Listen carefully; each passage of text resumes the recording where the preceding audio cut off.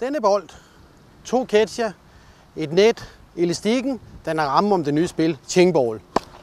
Qingball kommer fra Kina, en lille by, Kunming, og i det nordlige Kina, hvor jeg fandt spillet for 3 år siden.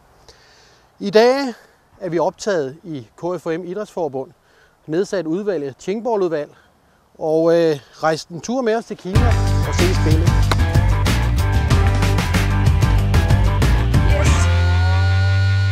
Så kom han ud med sådan en taske her, med en bold og en elastik. Og så tænkte vi, hvad fanden er der nede i det? Jamen, der havde han sørme proppet 2 sodavand med vand i. Oh, it's blocked by the net. It's too low. Ming takes the lead, 1-0. Meng observes his opponent before he services in the number 2 position. Forehand right cross court. Cord ball. Good. She receives the ball. Agile reaction.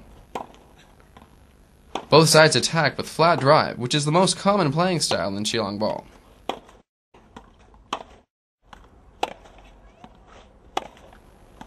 Meng makes a backhand play, and she returns. Meng steps on to chop. She defends with a little higher ball. Meng counters. Wonderful! Oh, a cord ball again.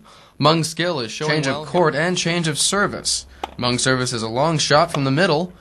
As the match continues, it begins to test the athlete's physical vigor as well as technical skill. A successful backhand cross court. Look at the slow motion review.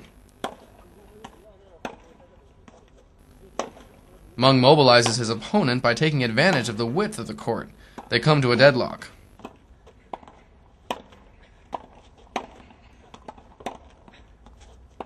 A tight rally, but Meng doesn't... 1, 2, 3, slå. 1, 2, 3, tilbage. Skal vi op til nettet, så er det det samme. 1, 2, 3, og slå foran. Og 1, 2, 3, tilbage. Når så er slået, så er det vigtigt, at vi slår den op igennem og stopper den med hånden her. Det er simpelthen på sigt for at spare kræfter. Fordi når vi kommer ud i de hårde kampe til mesterskaber og sådan noget, så skal vi bruge så mange kræfter. Så er det vigtigt ikke at bruge dem her unødigt. Så før igennem, venstre hånd.